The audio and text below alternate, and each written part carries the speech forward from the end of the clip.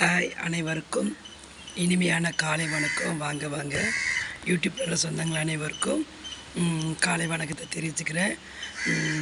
என் பையன் போன ஏப்ரலுக்கு முந்தின ஏப்ரல் 28ஆந்தேதி என் மகன் இறைவனடை சேர்ந்துட்டாங்க.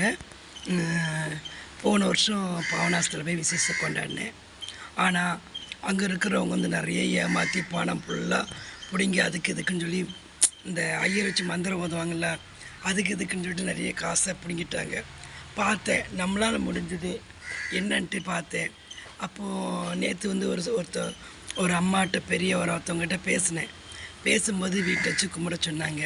வீட்டில் வச்சு கும்பிட்டுட்டு துணியை இன்னொரு ஆட்டை அவங்க படைச்சி மறுபடி இதாவது. அதனால் என்னாச்சு, என்னால் முடிஞ்சது ஒரு 10-50 பேர் சாப்பிடணும், ஒரு மனசு ஒரு சந்தோஷம் பார்க்கணும்.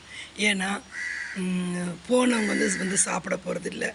அதனால் அவங்களுக்கு எடுத்து வச்சு துணிமணி வச்சு கும்பிட்டு வச்சு வேஸ்ட்டு கிடையாது. அவங்க ஆத்மா அவங்க ஏற்றுக்குவாங்க இல்லைங்கள. ஆனால் எனக்கு மனசுக்கு தோணலை. ஆனால் போன வருஷம் நான் போய் பாவனாஸ்தில் போய் சாமி கும்பிட்டு வந்தேன். ஆனால் இந்த வருஷம் ஒரு மாற்றமாக இருக்கட்டும்னு சொல்லிட்டு இந்த வருஷம் என் மகனை நினச்சி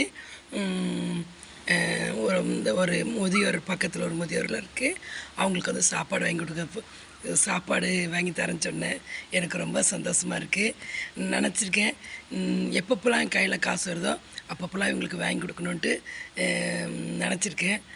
நம்ம யூடியூப்பில் வருமானம் வந்தாலும் இந்த ஹாஸ்டல் தான் செய்யணும்னு நினச்சிருக்கேன். கடவுளோட ஆசீர்வாதம் இருந்தால் மட்டும்தான் எல்லாமே நடக்கும். ரொம்ப நன்றி.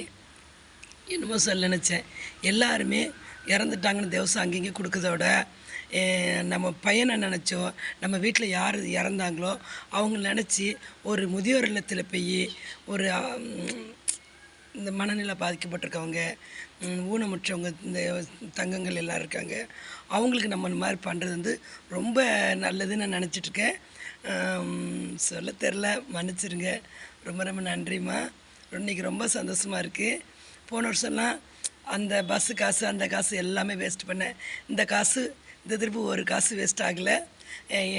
என் மகனை நினச்சி 10-50 பேர் சாப்பிட போகிறாங்கன்னு எனக்கு ரொம்ப சந்தோஷமாக இருக்குது. ரொம்ப நன்றி. நான் ஏதாவது தப்பாக பேசியிருந்தா என்னை மன்னிச்சிருங்க. ரொம்ப நன்றிம்மா. வாங்க நன்றி. பாய்மா.